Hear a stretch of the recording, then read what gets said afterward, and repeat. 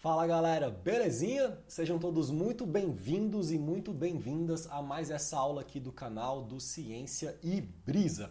E hoje teremos um vídeo de aula vinculado ao nosso curso de termodinâmica, né? Se vocês estão aqui acompanhando o canal, vocês devem estar já ligados que a gente está tendo um curso de termodinâmica que vem sendo ministrado de maneira voluntária já há algum tempo. Eu estou num processo assim de tentar fazer a gravação dessas aulas de termodinâmica de uma maneira bem leve e bem assim solta, bem fluida, sem muita neurose com relação à questão de prazo, né? Até porque não é um curso que está vinculado a uma instituição, né? Quando a gente trabalha numa instituição assim, ainda mais pública de ensino, a gente está subordinado a uma série de leis e de regras e de normas e de prazos regimentais e calendários e tal, para poder viabilizar mesmo o funcionamento da coisa.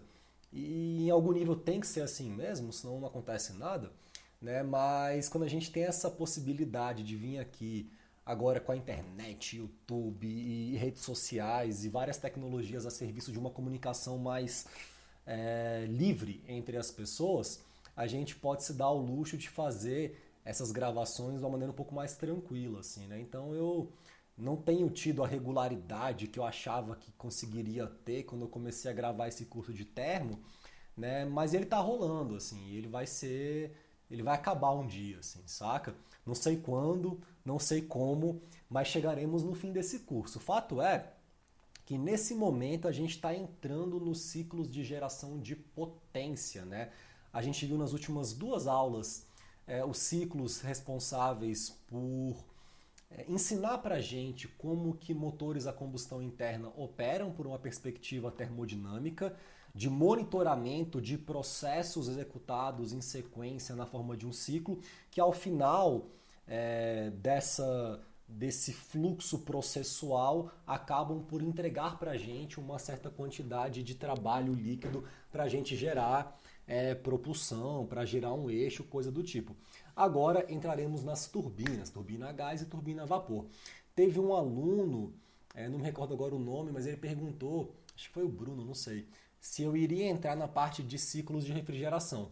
E eu acho que pode ser uma boa também, né? Porque a gente também tem um ciclo termodinâmico bem interessante, que é o ciclo de compressão a vapor, que explica pra gente como que a gente consegue tirar calor de uma fonte fria e mandar esse calor para uma fonte quente, que é o que faz uma geladeira, por exemplo, por meio de uma execução de 4 processos em série que uma substância pura percorre também e no final das contas gera para a gente essa possibilidade. Então acho que em algum momento eu vou entrar também no ciclo de refrigeração, né, o ciclo de compressão a vapor, porque eu acho que ele é bem interessante também.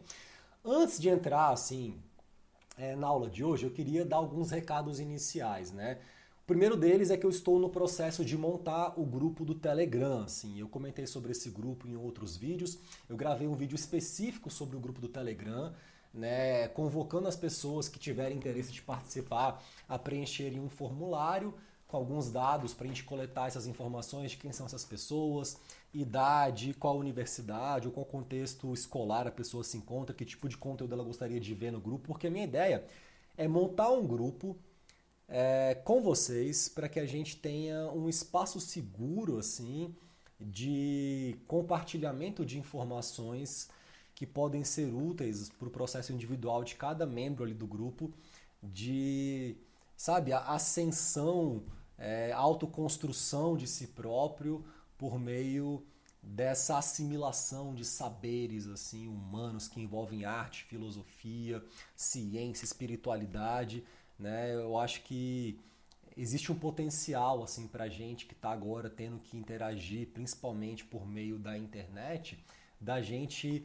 apontar, sabe, a nossa antena assim, emitindo sinais, informações, ideias, manifestações para o mundo e tentando ver aonde essas mensagens vão ressoar com quem, né, quem vai ser tocado por essas mensagens e formar um grupo mesmo de partilha, de troca. Então, assim, se por algum motivo você tem interesse em participar desse grupo do Telegram, eu vou deixar o link do formulário aqui na descrição desse vídeo para você ir lá e preencher. Eu tô agora nesse momento com 48 pessoas já, assim. Eu tô coletando, sabe, os dados. E tem uma galera muito massa, assim. Eu acho que a gente vai montar um grupo bem legal de pessoas muito interessantes, assim, uma faixa etária bem ampla, com interesses assim comuns de diferentes lugares do Brasil. Então estou bastante animado com esse grupo. Então, sei lá, se por algum motivo você tem interesse, vai aqui no link, se inscreve no grupo que eu devo começar com ele em breve, assim, no mês de agosto, por aí. Esse é um recado. Um outro recado é que eu vou voltar com as lives do canal. Né? Se você não sabe, deixa eu ver se eu acho aqui para mostrar para vocês. Eu tenho, cara, a gente tem, na verdade, aqui no Sensibrisa, uma playlist inteira com lives que ocorreram no ano passado, né, quando começou a pandemia, para falar assim sobre ciência, sobre pesquisa, sobre engenharia, sobre vida, filosofia, principalmente com colegas acadêmicos. Então eu convidei vários professores para virem aqui no canal e a gente teve umas lives muito interessantes, muito ricas, e elas estão aqui armazenadas numa playlist que eu montei aqui no canal. Se você entrar no meu canal no Sensibrisa, você vai ver aqui a parte de playlists, e tem uma que é essa aqui, ó, deixa eu ver, Conversas do Lado de Fora da Caverna. Deixa eu montar aqui para vocês verem o que a gente tem até agora de lives que ocorreram ano passado aqui no canal. Deixa eu fechar aqui, ó. Então tem essa play, né? Algumas pessoas que já estavam já seguindo o canal na época acompanharam as lives, foram muito legais. A gente tá com tivemos 9 lives assim, né, no ano passado, a maioria com professores universitários, cientistas, doutores.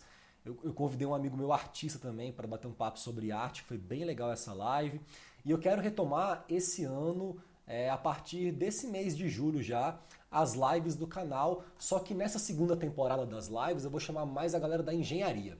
Então eu vou convidar amigos meus, pessoais, engenheiros, que têm experiência de campo em diferentes contextos, em plataforma de petróleo, em manutenção de equipamentos, em projeto técnico de engenharia dos mais diversos tipos, para essa galera vir aqui no canal e a gente trocar uma ideia assim sobre experiência de trabalho, experiência profissional no campo da engenharia mais técnica mesmo, de uma maneira bem leve, bem descontraída, bem informal, bem tranquila, tentando principalmente passar, né, para os alunos que acompanham aqui o canal essas vivências de colegas engenheiros para que, né, os atuais alunos de engenharia tenham mais ou menos noção assim das perspectivas possíveis de atuação, de mercado, de desafios tecnológicos, de vivências interessantes que esses meus colegas tiveram. Então, esse ano, a segunda temporada das lives do Ciência e Brisa, ela vai ter uma pegada um pouco mais de engenharia, pensando nos alunos, principalmente, que me seguem, tá? A próxima live vai ser dia 28 de julho aqui no canal, então fiquem ligados já e eu vou começar a compartilhar aqui as informações em breve, né, o flyer, a divulgação. Então 28 de julho vai ter uma live com um amigo meu que trabalha na Petrobras e trabalha com engenharia de dutos submarinos. E vai ter muita história legal para contar aqui pra gente. Então aguardem que em breve eu vou divulgar também essa informação. Um último recado, finalmente, antes da gente começar a aula de hoje. Eu acho que eu falei em algum momento aqui no canal que eu tô também com um projeto muito legal, que é um podcast, no qual eu e mais 2 amigos a gente conversa sobre música, chama Podcalha. Ele está em todas as plataformas de streaming. A gente está inclusive aqui no Spotify, né? Se você escrever Podcalha, essa mistura de podcast com Tropicália, você vai encontrar o nosso podcast. A gente tem já alguns episódios aqui gravados. Cada episódio, assim, a gente pega e fala sobre um disco, né, que a gente entende ser importante, principalmente da música brasileira. Então no começo era muito Jorge Ben, Rita Lee, Raul Seixas. A gente pegou alguns artistas menos conhecidos, né, mais modernos, Lua Queiroga, Tim Bernardes e tal. E, cara, tem um episódio que eu queria muito que a minha galera do Sensibrisa escutasse, porque nesse mês do rock, a gente tá com um especial só de discos, grandes discos de rock. E aí, né, no mês do rock, o primeiro episódio do mês do rock, cada episódio é um dos 3 que escolhe o disco. Esse fui eu que escolhi, que é o Dark Side of the Moon do Pink Floyd, né? Então, especial do mês do rock, primeiro episódio, a gente fez uma gravação de 1h17 dissecando os detalhes dessa obra-prima do rock, o Dark Side of the Moon, um disco que eu acho maravilhoso, icônico, profundo, lindo, potente. E, cara, esse bate-papo, assim, do Podcalha sobre esse disco, parece que, assim, é um episódio sobre um disco, mas depois que eu fui escutar em casa, eu vi que era muito mais do que isso. Isso aqui é um debate filosófico maluco, velho, brisa completa, no qual a gente passa por muitas questões, assim. Eu tento trazer um pouco do lance da física e da metafísica junto, na, linkando com a história do Floyd, das músicas, dos membros. Então, assim, recomendo fortemente, tá muito legal. A gente tá lançou ontem o do Sgt. Peppers também, que ficou muito legal, dos Beatles. E vamos lançar semana que vem o London Calling do The Clash, assim, em 2 episódios. Então tá muito legal o Podcalha. Também uma recomendação que eu faço aqui para vocês. Agora sim, velho, finalmente, desculpem essa longa introdução, sem mais delongas, vamos falar de ciclo Brighton, o ciclo termodinâmico responsável pela modelagem do comportamento termodinâmico de turbinas a gás.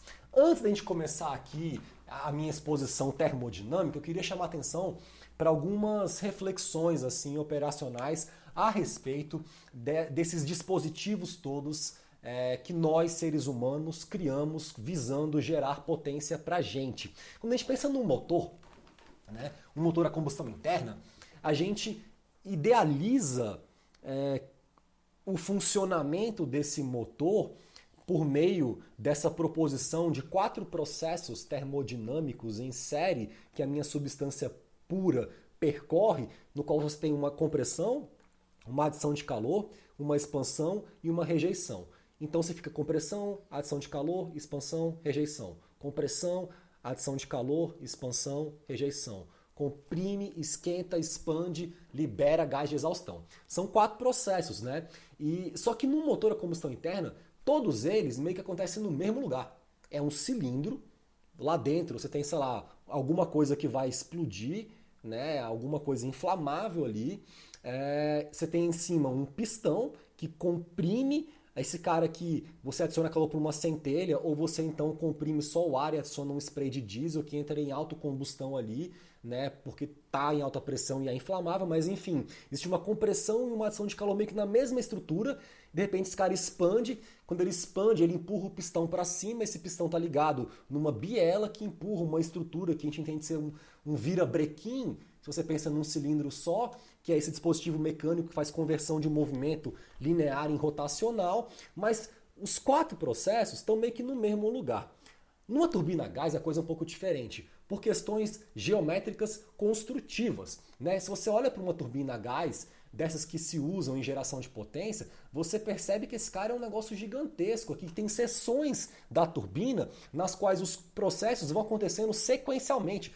Não é no mesmo cilindro. Você tem um compressor, que é um pedaço dessa estrutura gigantesca que é a turbina, que é a parte inicial, que vai aumentar a pressão do ar, né? Tem uma entrada também de ar. Então você tem uma injeção de ar, né, que vai entrar no compressor. Esse ar é meio que puxado pelo compressor, que puxa o ar que está do lado de fora e comprime esse ar por um movimento rotacional de pás dispostas num certo arranjo. Não vou entrar aqui em detalhes, assim, porque isso é assunto de máquinas de fluxo. Depois que você passa pelo compressor, você tem um outro estágio que é a câmara de combustão, onde você vai entrar com combustível, né, e esse cara vai pegar fogo. Então é um lugar diferente, é depois do compressor. Depois que esse cara está com alta pressão, alta temperatura, alta entalpia, ele passa por um estágio de expansão que é a turbina. Aí ele vai expandir e vai gerar um trabalho mecânico útil de eixo. E depois ele é ejetado na forma de gases de exaustão. São 4 pedaços muito bem definidos de uma estrutura no qual esse cara o fluido vai andando por meio de processos sequenciais e vai se deparar, vamos colocar assim, com essas 4 operações que são feitas sobre ele: compressão, adição de calor, expansão e rejeição, né? Isso é muito diferente do que acontece, por exemplo, num motor a combustão interna. Fiquem ligados nessa informação, porque ela vai ser usada daqui a uns 3 minutinhos para a gente justificar os processos ou a natureza desses 4 processos na nossa proposição de um ciclo ideal que vise modelar o comportamento de uma turbina a gás.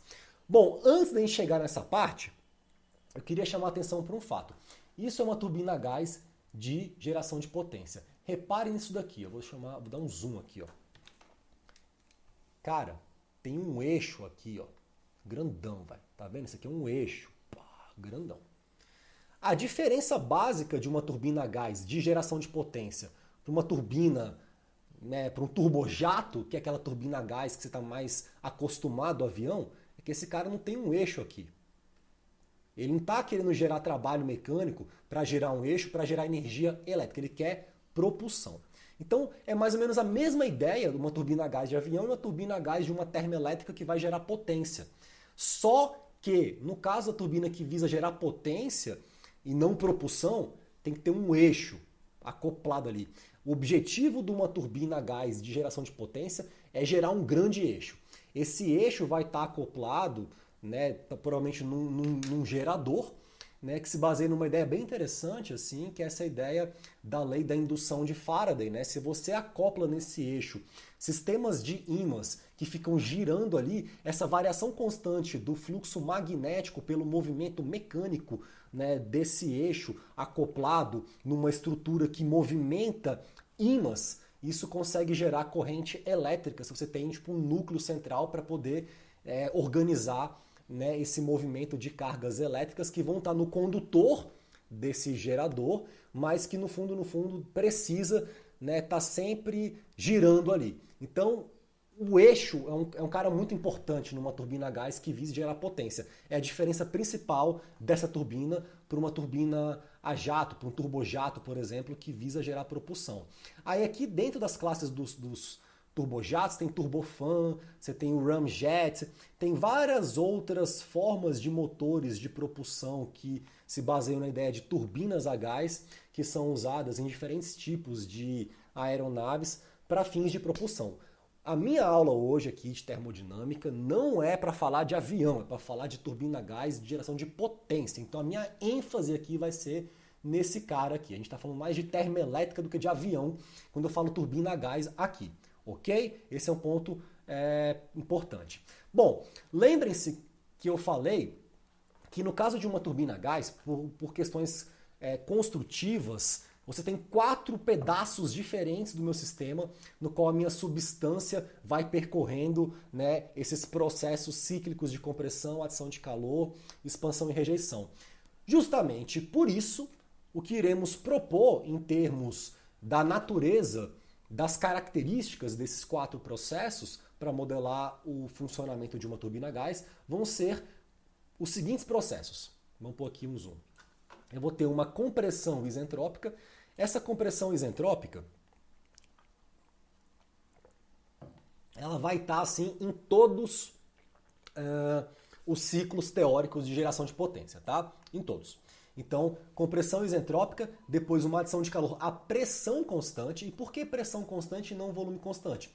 Porque esse dispositivo está aberto, não é um cilindro fechado em que você pode, né, comprimir ali e segurar um volume. Não tem como, é um fluxo contínuo. Uma turbina a jato é um sistema termodinâmico aberto, é um volume de controle, tem entrada e tem saída. Então, por ser aberto, tanto a adição de calor quanto a rejeição serão assumidas a pressão constante, porque quando eu ponho calor na câmara de combustão, esse cara pode expandir, e ele vai expandir, só que essa expansão vai ser aproveitada pelo estágio subsequente, que é a turbina.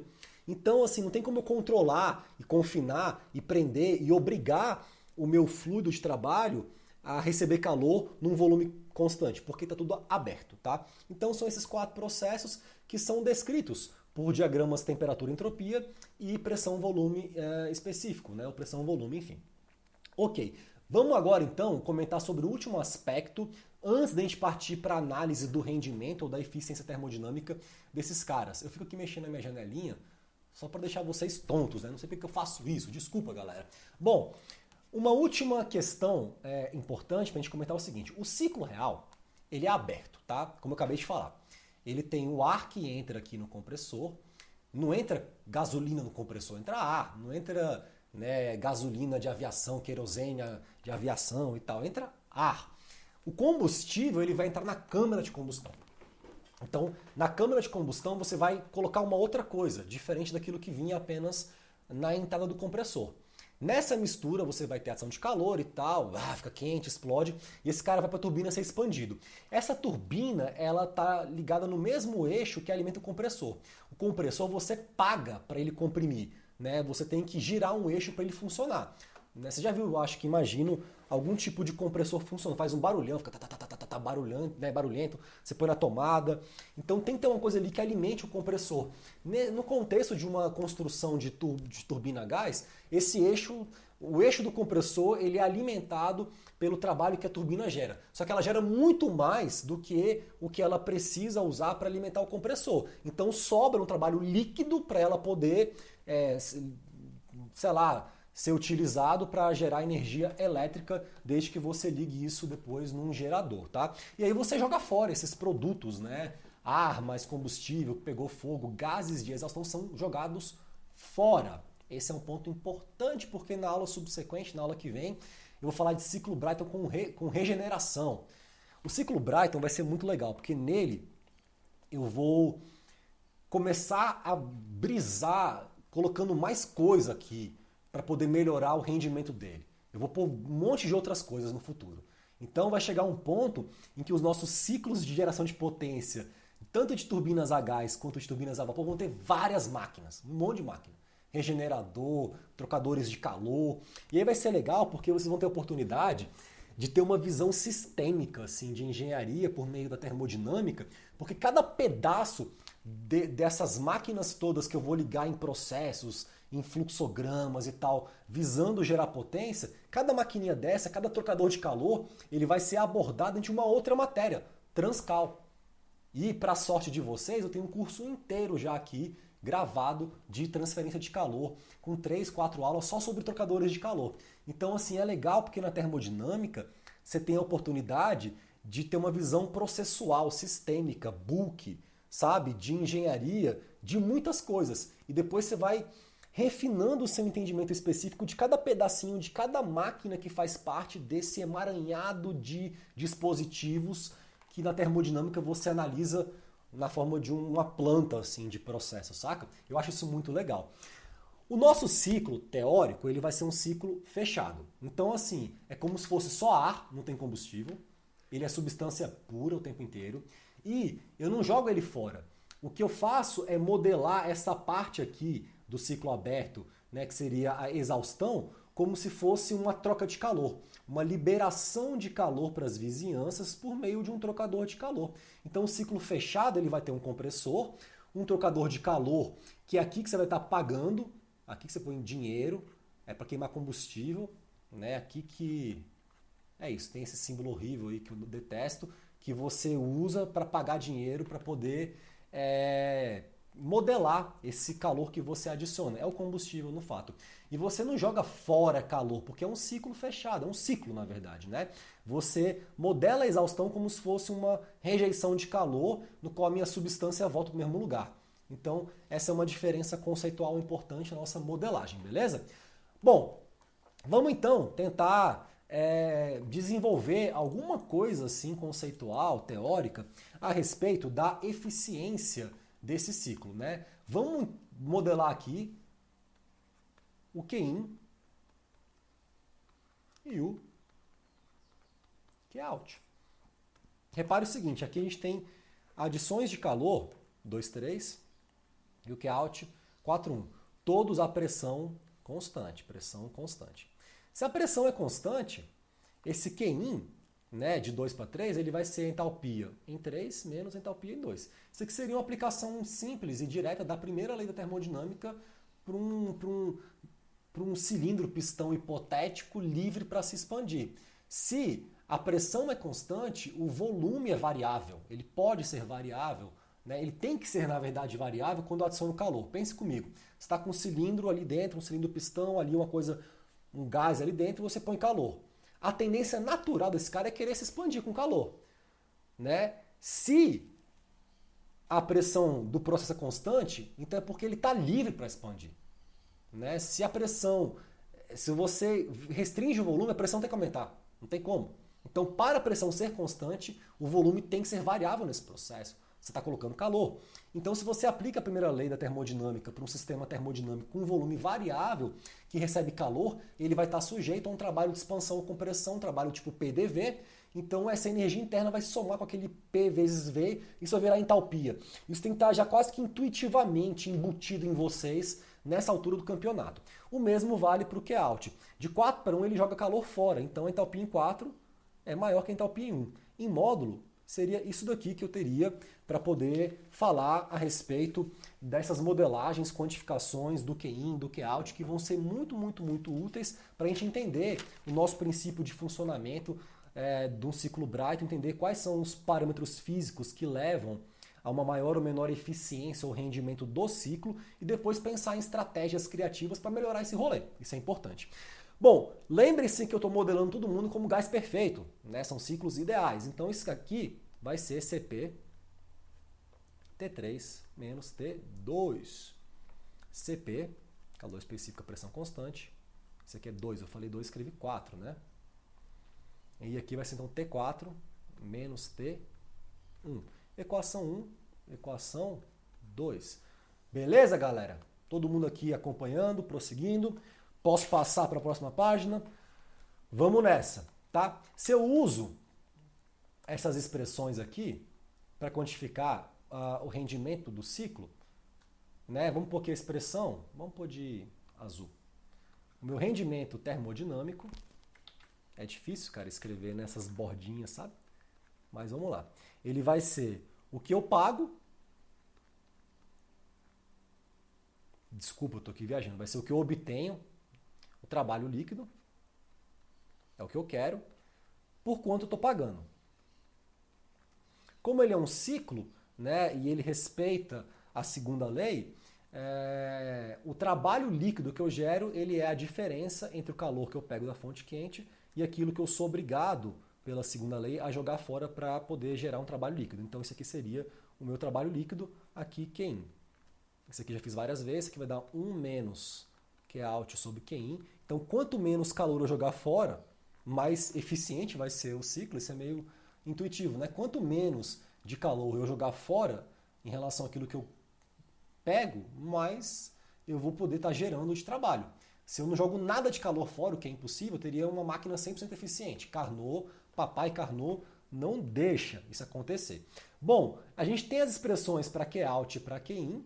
Aqui, eu estou tentando manter tipo 1 e 2 assim visíveis para a gente poder consultar ali. Então esse aqui vai ser 1 menos, o Qout é o de baixo. Então CP T4 menos T1. Beleza. Embaixo, CP T3 menos T2. Massa demais. CP corta com CP. Agora a gente não precisa mais olhar para cima. O que a gente vai ter é que o rendimento termodinâmico do meu ciclo Brayton vai ser 1 menos T4 menos T1, T3 menos T2. Agora, a gente pode melhorar a forma de escrever isso daqui. A gente pode dar uma sofisticada, tá? Para deixar isso em termos de parâmetros operacionais mais interessantes para os propósitos de engenharia. O que eu vou fazer? Eu vou colocar em cima, em evidência, o meu T1. Então eu vou ter aqui esse cara sendo 1 menos T1. Aqui eu vou ter T4 sobre T1. Aqui eu vou ter menos 1. E embaixo eu vou colocar em evidência o T2. E a gente vai partir para aquele uso das relações de compressão e expansão isentrópicas. Eu dei uma aula inteira só sobre isso, porque eu sabia que eu ia usar isso aqui um bocado. Eu sempre, cara, fico pensando assim nessa galera, por exemplo, que chega numa aula dessa, como essa, e vê lá o título no YouTube, assim, turbina, gás, porra, eu quero aprender. E não viu as outras. E aí quando chega aqui e fala, realmente, velho, não tem como entender isso daí. Claro, você não viu as outras aulas, você está querendo pular a etapa, tá com pressa, e aí você deixa de aprender as coisas, né? Existe um motivo para as coisas terem uma certa sequencialidade quando você está tipo, lidando com um curso, né? Quando você quer aprender uma coisa, tem uma estrutura, tem uma sequência. Eu acho que é para isso que serve o professor. Eu acho que, né, se tem uma função que o professor tem, é organizar a estrutura lógica dos assuntos numa sequência. Isso é muito importante. Expor para os alunos essa estrutura da melhor maneira possível e motivar os alunos a quererem aprender essa estrutura. Então, eu acho que são essas 3 funções, tá? Então, galera, se, sei lá, você chegou no meio de uma aula, não está entendendo, volta, por favor. Né? Todos os cursos que eu monto para esse canal, eles são pensados assim numa estrutura lógica para o aluno aprender as bases daquele assunto assistindo aula 1, aula 2, aula 3, aula 4, aula 5, aula 6. Tá? E isso é um curso mesmo. Então, se por algum motivo, quando eu começar a usar aqui agora as relações de compressão e expansão isentrópicas para poder relacionar essas razões de temperatura com razões de pressão, razão de calor específico, e você começa a viajar, volta um pouquinho, vai naquelas aulas que eu dei dessa mesma playlist de termo, de relações de compressão e expansão isentrópicas, que isso vai te dar uma ajuda, assim, tá? Então agora, eu vou até escrever isso daqui, porque eu falei, e eu acho que é importante a gente escrever. Deixa eu puxar primeiro uma seta aqui, que está muito confuso. Vou puxar isso daqui, pronto, tá ótimo. Isso daqui, eu vou pôr num box. E vou puxar uma seta aqui, para a gente saber que está tudo conectado.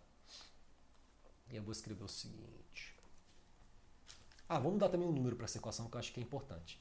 Vamos comigo, eu já usei a equação 1, já usei a equação 2, então ela vai ser a equação 3, por questões lógicas, equação 3. Eu quero escrever aqui para vocês, quero escrever o seguinte, vamos pôr de verde. Vamos agora trabalhar melhor a expressão obtida em 3 por meio do uso das nossas queridas relações de compressão e expansão isentrópicas. Isso é importante para a gente poder monitorar, investigar o rendimento termodinâmico do nosso ciclo Brayton. Aqui, eu vou puxar aqui para a gente ficar podendo ver os dois na tela. E o que eu vou colocar para vocês, não vou demonstrar, porque eu já fiz isso já, é o seguinte, que P3 sobre P4 é igual a P2 sobre P1. Por quê? Porque isso aqui é a própria natureza do ciclo. P3 é igual a P2 e P4 é igual a P1. Por quê? Porque de 2 para 3 a adição de calor é a pressão constante. Então veja aqui no diagrama, né? Aqui, ó. É porque no meu diagrama o que é 1 e o que é 2 é diferente aqui, tá? Porque ele começa da combustão. Mas assim, o meu diagrama começaria aqui, ó. 1, 2, 3, 4. Se eu fosse respeitar isso daqui, o que eu chamo de 1, o que eu chamo de 2, o que eu chamo de 3 e 4. Então, 1, 2, 3, 4. Então, P2 igual a P3, mesma pressão. E P4 igual a P1, mesma pressão. Beleza? Então, isso daqui já é uma coisa que vem do ciclo direto. Agora, mais do que isso, né? Agora que vão entrar as relações de compressão e expansão isentrópicas. Assim. Com isso, eu consigo relacionar P2 sobre P1 da seguinte maneira. T2 sobre T1. Isso aqui é muito legal, porque 1 para 2 é compressão. 2 para 3, um pouquinho. 3 para 4, expansão. 4 para 1, rejeição. De 2 para 3, a pressão é igual, porque a Qin é a pressão constante. De 4 para 1, a pressão é igual, porque a rejeição é a pressão constante. Mas P2 sobre P1 é uma razão de pressão da compressão. Então, aqui eu posso usar as relações de compressão e expansão isentrópicas de gases perfeitos que eu deduzi naquela aula que tem basicamente esse nome. Isso vai ser T2 sobre T1 elevado a K sobre K menos 1, que também valeria para P4 sobre P3, porque 3 para 4 é uma expansão. As relações são para compressão ou expansão isentrópicas, tá vendo? Então isso também seria igual a T3 sobre T4 elevado a K sobre K menos 1. Então, deixa eu só pôr aqui assim, relações, compressão, expansão, isentrópicas. S constante. Pronto, isso aqui dá para entender o que eu estou falando, tá? Fato é que dessa razão, o que eu vou concluir é que, como esse cara aqui é o mesmo que esse daqui, então a minha consequência lógica, óbvia, é que T2 sobre T1 é igual a T3 sobre T4. E eu posso manipular um pouco essa razão para ficar mais conveniente para mim e falar o seguinte, que T3 sobre T2, passei para lá o T2, é igual a T4 sobre T1. Por que você está fazendo isso? Porque curte só o que aparecia em 3 aqui. Vamos dar um zoom. Em 3 tem T4 sobre T1 aqui. Cadê minha caneta? Tá aqui, ó. T4 sobre T1 e tem o T3 sobre T2. Menos 1. Agora, T4 sobre T1, que aparece em cima. Acabei de provar que é igual a T3 sobre T2. Então, tchanã! Todo esse colchetes que eu vou pôr aqui de vermelho. Ah, eu não consigo fazer uma linha reta nesse nível de zoom, minha mão treme muito. Então, esse colchetes aqui, ele inteiro é igual a 1. De tal sorte que a minha eficiência termodinâmica é só isso daqui, ó. 1 menos T1 sobre T2. Então, o resumo da obra é que se essa é a minha equação aqui foi a equação 4, e eu jogo 4 em 3, o meu rendimento termodinâmico, acabei de mostrar para vocês, ele vai ser simplesmente 1 menos T1 sobre T2. Mas ora bolas, ora bolas é massa, né? T1 sobre T2, eu posso também apelar para essa razão aqui, ó. Só inverter, né? Aqui está 2 sobre 1, isso aqui seria P2 sobre P1 elevado a K menos 1 sobre K, você inverte, depois inverte de novo. Se você usa essa mesma relação, você consegue provar que a minha eficiência termodinâmica do ciclo Brayton vai ser 1 menos 1 sobre P2 sobre P1 elevado a K menos 1 sobre K. Deixa eu pôr esse aqui um pouco mais em cima para ficar mais bonitinho. Vou pôr uma linha reta aqui. Pá. Isso. Tem que ter uma estética nas coisas que a gente faz, senão não faz sentido. Pronto. E aí, isso sim é a expressão que a gente usa para poder avaliar o rendimento termodinâmico do ciclo Brayton. Olha que interessante, né? Lembra que no ciclo Otto, a variável principal é a taxa de compressão, a razão entre esses volumes, antes e depois da compressão. Aí tinha um problema, que se eu comprimisse demais, a minha misturar combustível pegaria fogo espontaneamente, o motor começaria a bater pino, é o que a gente chama de autoignição, desregula o motor, então vamos aumentar aqui a octanagem do combustível, que é a resistência à detonação espontânea quando você comprime aquele cara. Então era aquilo que acontecia. No ciclo diesel, quase que a mesma coisa, mas tem uma taxa de corte também, porque a adição de calor agora não é a volume constante, é a pressão constante. Então quando você põe calor no ciclo diesel, pela natureza do processo, o cara expande, o volume muda, tem a taxa de corte agora, que é um outro parâmetro. No ciclo Brayton, o que surge é essa razão de pressão, tá? Antes e depois da compressão. Essa razão ela é muito importante, ela ganha um nome, porque ela é o parâmetro operacional que mede a eficiência do ciclo Brayton. P2 sobre P1 é o que a gente chama de relação de pressão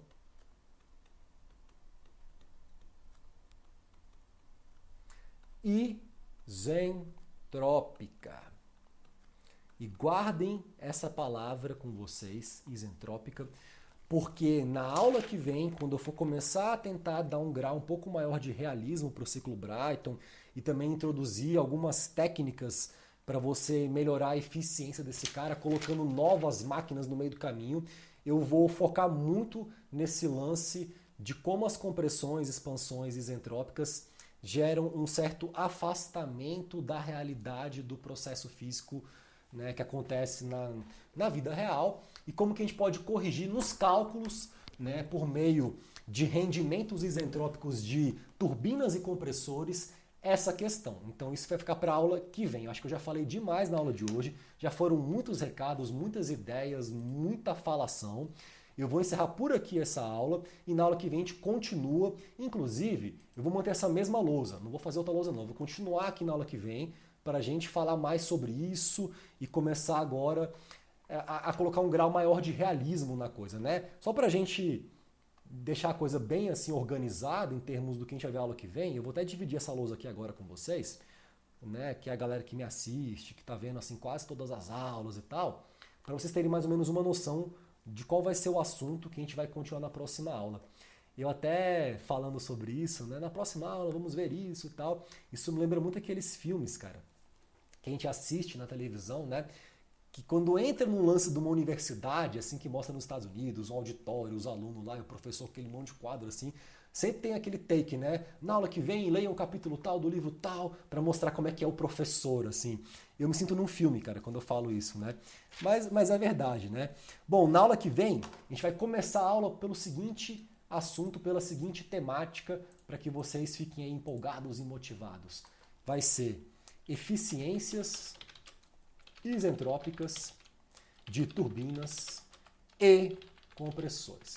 Começaremos com esse tópico aqui. Como é que a gente pode dar um grau maior de realismo à nossa modelagem, né? Até posso colocar aqui como pergunta, assim, em vermelho, menor, o que eu acabei de falar.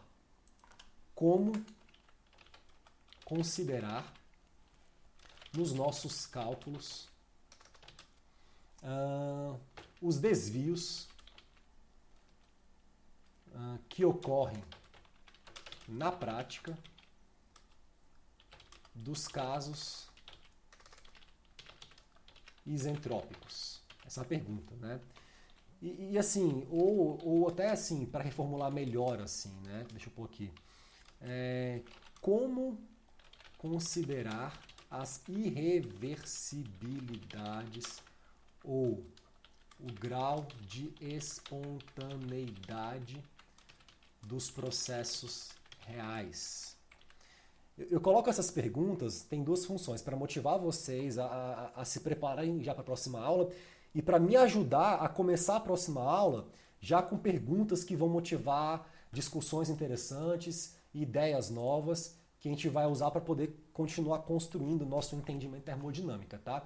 Então, é o que eu falei no começo dessa aula, eu não sei quando vai acabar esse curso. Ele está rolando, vai ter ciclo Brayton, ciclo Brayton com regeneração, compressão com resfriamento intermediário, ciclo Rankine, ciclo de compressão a vapor, sei lá, uma hora eu vou parar, tá? Mas enfim, teremos mais aulas ainda desse curso, espero que tenham gostado da aula de hoje, que tenham entendido os assuntos, que tenham, né, aproveitado esse tempo aqui comigo, virtual, e a gente se vê numa próxima aula do canal. Muito obrigado pela atenção, comente aqui se gostou, se achou uma merda essa aula, se entendeu tudo, se não entendeu nada, né? O que você gostaria de ver aqui no canal, e a gente vai trocando essa ideia.